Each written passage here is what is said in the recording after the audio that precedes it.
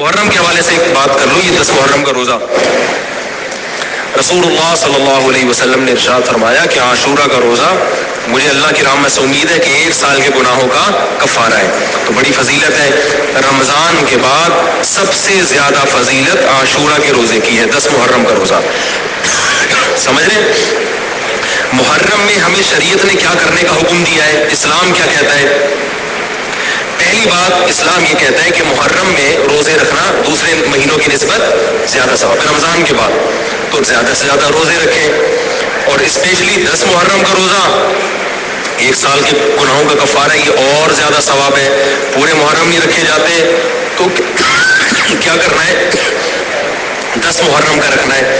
حدیث میں آتا ہے کہ آپ نے حکم دیا 2 روزے ملا کے رکھو، کیونکہ یہودی جو تھے وہ 1 روزہ رکھتے تھے. صحیح ہے نا؟ تو یہودیوں سے مشابہت سے بچنے کے لیے ہمیں حکم دیا کہ اس کے ساتھ ایک اور روزہ ملائیں.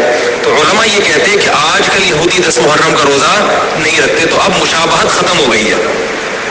تو اگر کوئی 9، 10 یا 10، 11 کا رکھ لے تو اچھی بات ہے، نہیں تو صرف 10 محرم کا بھی رکھ لے تو بھی انشاءاللہ پورا ثواب ملے گا، کیونکہ اب اس میں مشابہت رہی نہیں ہے.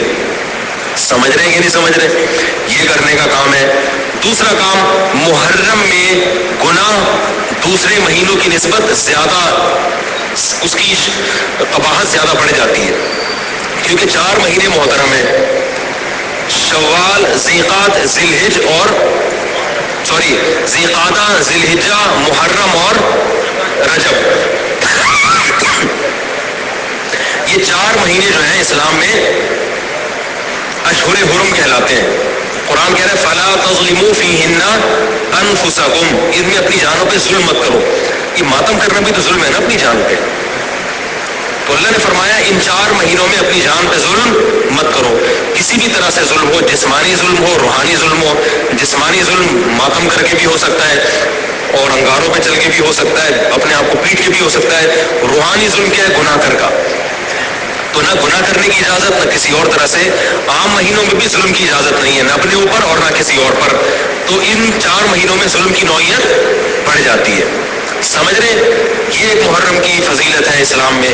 اور تیسری فضیلت جو محرم کی، جو بعض روایات سے ثابت ہے، یعنی جو فضیلت تو نہیں کہیں گے اس کو، جو محرم میں کرنے کا کام ہے، وہ بعض حدیث میں آتا ہے کہ آپ صلی اللہ علیہ وسلم نے ارشاد فرمایا کہ عاشورہ کے دن اپنے اہل و عیال پر دسترخوان کو وسعت دو، اس سے رزق میں برکت ہوتی ہے.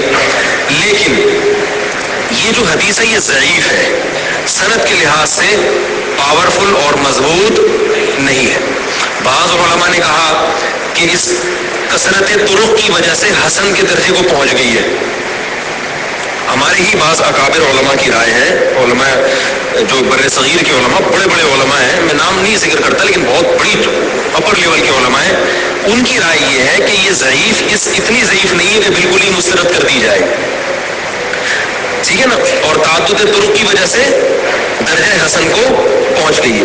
علامہ ابن تیمیہ رحمہ اللہ تعالی، جن کو سعودی عرب میں بہت فالو کیا جاتا ہے، ان کی رائے اور سلفی علماء کی رائے، جو سعودی عرب کے العثیمین، بن باز وغیرہ تھے، ان کی رائے یہ کہ یہ حدیث بالکل صحیح نہیں ہے، اور اس کی کوئی حیثیت نہیں ہے کہ دسترخوان کو وسیع کیا جائے اور عاشورہ کے دن کھانا کھلایا جائے.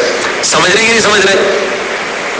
لیکن جو دوسری طرف معتدل علماء، معتدل سے مراد میں ان کو برا نہیں کہہ رہا، لیکن وہ انہوں نے حدیث کی جو، اب اگر آپ سندوں کی تحقیق کریں گے تو اس کو بالکل منگڑت قرار دینا درست نہیں ہے.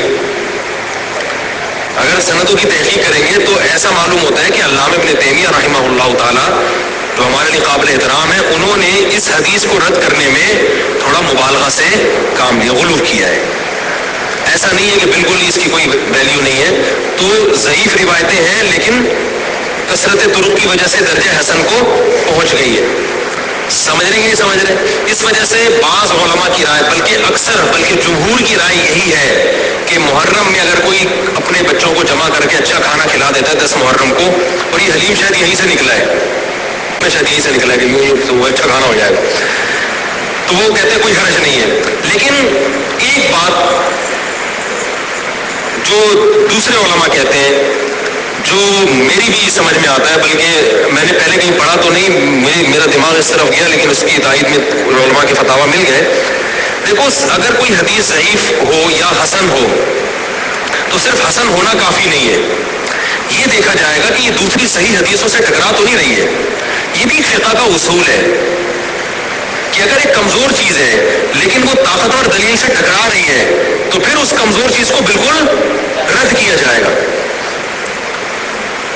تو عاشورہ کے دن روزہ رکھنے کا حکم ہے، یہ بالکل بخاری مسلم کی صحیح حدیث سے ثابت ہے. اور جو کھانا کھلانے والی روایت ہے وہ اس ٹکر کی نہیں، اس کو تو ابن تیمیہ جیسے محقق نے بالکل ہی غلط قرار دے دیا، بعض عرب علماء نے بھی بالکل غلط قرار دے دیا، اگرچہ ہماری رائے ہے کہ بالکل غلط نہیں ہے، لیکن بہرحال اس میں محدثین کا بڑا اختلاف ہوا ہے. جبکہ روزہ رکھنے والی جو روایات ہیں وہ بالکل بے غبار ہیں، ان کو سب صحیح مانتے ہیں. تو کھانا کھلانا اور روزہ جمع بولو بھائی نہیں ہو سکتا، اس لیے کہ اگر وہ روزے کا دن ہے تو کھانے کا دن نہیں ہے، کھانے کا دن ہے تو روزے کا نہیں ہے. ابن تیمیہ رحمہ اللہ تعالیٰ کی رائے یہ ہے کہ بعض لوگوں نے شیعہ کی مخالفت میں غلو کیا ہے. شیعہ نے اس دن کو چونکہ منحوس بنا دیا 10 محرم کو، تو انہوں نے مخالفت میں اس دن کو ایک سیلیبریٹ کرنے کے لیے نا کھانا کھلانے کا حکم دے دیا کہ ہم منحوس نہیں سمجھتے بلکہ اس کا کیا کریں گے اپوزٹ کے کھاؤ اور کھلاؤ.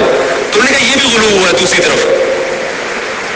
بھائی منحوس نہیں ہے، مبارک ہے ہماری نظر میں، لیکن اتنا مبارک کہ اس میں کھانا کھلانا اور یعنی عید والا عنصر کھانا کھلانا تو عید کے دن ہوتا ہے نا، تو عید نہیں ہے بہرحال. تو یہ بھی بڑی شاندار بات، اگرچہ یہ عقلی دلیل ہے مگر یہ ایسی نہیں ہے کہ بالکل اس کو کلعدم قرار دے دیا جائے. تو اب علماء نے دونوں حدیثوں کو تطبیق کی کوشش کی علماء نے کہ بھئی کھانا بھی کھلاؤ اور روزہ بھی رکھو، افطاری میں کھلا دو، سحری اور افطاری میں. تو بات یہ ہے کہ افطاری میں اگر آپ کھلائیں گے تو وہ 11 محرم شروع ہو چکی ہوگی، وہ 10 محرم بولو بھائی نہیں رہے گی. دوسرا سحری میں جو کھلانے کا مسئلہ ہے نا، سحری میں تو سحری میں جب ہم کوئی کہتے ہیں نا فلاں دن یہ کام کرنا ہے فلاں دن، تو اس سے لغت میں جو ذہن میں متبادر ہوتا ہے نا وہ دن کا وقت ہے، وہ 3:30 پونے 4 کا وقت نہیں ہوتا. یہی وجہ ہے کہ جو لوگ اس حدیث پر عمل کرتے ہیں عاشورہ والی، وہ دن میں کھانا کھلاتے ہیں، دوپہر کے ٹائم لنچ کرتے ہیں. وہ افطاری میں تو ویسے ہی دسترخوان وسیع ہوتا ہے بھوک کی وجہ سے. ارے بابا وہ تو ویسے ہی بچوں کو جب روزہ رکھا ہوا ہے تو اچھا کھلاؤ، سحری اچھی کراؤ، اور افطاری وہ تو ویسے ہی بھوک کی وجہ سے رمضان میں دیکھو نا کیسے کھلے دسترخوان ہوتے ہیں. تو میں نے بڑی کوشش کی دونوں حدیثوں کو جمع کریں، لیکن تکلف کے بغیر یہ ممکن نہیں ہے. تو فقہ کا ایک اصول ہے کہ جب کوئی بے غبار صحیح حدیث ہوتی ہے اور اس سے ایک اصول ثابت ہو رہا ہے تو اس کے مقابلے میں اگر کمزور روایت آئے گی جو اس سے ٹکرا رہی ہوگی تو اس کمزور روایت کو، اگرچہ وہ موضوع من گھڑت نہیں ہے لیکن اس کمزور کو اس صحیح حدیث کی مخالفت کی وجہ سے بولو بھائی رد کر دیا جائے. اس لیے میرا نالائق کا موقف یہ ہے، میں بہت نالائق ہوں، میں اتنی بڑی بڑی باتیں کرتا نہیں ہوں، لیکن ساڑھی عقل یہ چیز آندھی نہیں ہے کہ بھائی جو روزے کا دن ہے وہ بھوکے پیاسے رہنے کا دن ہے، وہ کھانے کھلانے کا نہیں ہے. افطاری میں تو ویسے ہی کھاؤ گی کھلاؤ گی. تو اور اس کا نقصان یہ بھی ہوتا ہے کہ لوگوں نے اس کھانا کھلانے کے چکر میں روزے چھوڑ دیے ہیں. سمجھے جب حلیم پکے گا تو کون روزہ رکھے گا بھائی؟ ساری رات گھوٹا لگے گا حلیم کا کہ کل دسترخوان وسیع کرنا ہے، تو پھر روزہ کیا؟ وہ تو تیل لینے گیا، روزہ کون رکھے گا روزہ؟ تو وہ حدیث صحیح حدیث کی بالکل اس میں ٹائٹ قسم کی مخالفت ہو رہی ہے، ٹھیک ہے نا. تو نالائق کی رائے، پھر بھی اگر کوئی دوسرے علماء کی رائے کو فالو کرتا ہے تو وہ کھائے بھی کھلائے بھی. میں کہتا ہوں جو مضبوط چیز ہے اس کو لینا چاہیے، جو کمزور چیز ہے اس کو چھوڑ دینا چاہیے. ہمارے حضرت مفتی رشید احمد صاحب رحمہ اللہ ایک بات کہتے تھے کہ جہاں کھانا کھلانے کی حدیث آئے گی نا وہاں مسلمان اس کو لے ہی لے گا. کھانے پینے کی جہاں بات آئے گی مسلمان کیا کرتا ہے؟ وہ کہتا ہے بھائی یہ صحیح ہے، یہ بالکل صحیح حدیث ہے، ٹھیک ہے. وہ کیا کرتا ہے؟ جن علماء کی تحقیق ہے وہ تو تحقیق سے کہہ رہے ہیں، لیکن عام پبلک کی عادت یہ ہوتی ہے کہ فتویٰ بھی اسی کا فالو کریں گے جہاں کھلانے کا تذکرہ آ رہا ہو. تو اب ہمارے پاس جہاں کھانا کھلانے کی بات آئی مسلمان کہتا ہے بس یہ بالکل صحیح بخاری کی طرز پر ہی، بخاری کی شرط پر ہی حدیث. تو بھائی بھوکا رہنا عبادت ہے، بھوکا رہنا سنت ہے. بچوں کو تو ویسے ہی کھلاؤ عاشورہ ہو یا نہیں ہو، اور سحری افطاری کرا دو اچھی سی، روزہ رکھواؤ. اور جو بالکل چھوٹے بچے ہیں وہ تو ویسے ہی کھاتے ہیں. تو اس لیے اور پھر اس کا نقصان کیا ہو رہا ہے؟ حلیم کے گھوٹے لگ رہے ہیں پوری پوری رات بیٹھ کے. اس کی الگ نقصانات ہیں، سبیلیں لگ رہی ہیں. حضرت حسین رضی اللہ تعالیٰ عنہ تو کربلا میں شدید گرمی میں بھوکے اور پیاسے اپنی جان دیتے ہیں، اور یہاں ہم کیا کر رہے ہیں؟ کھانا کھا رہے ہیں، دیگیں پکا رہے ہیں، شربت پی رہے ہیں. تو یہ بات عقل میں آنے والی نہیں ہے. اور عاشورہ کے دن کی مناسبت سے روزہ ہی ہے، وہ روزہ رکھنے کا دن ہے. اللہ تعالیٰ عمل کی توفیق عطا فرمائے. وما علینا الا البلاغ.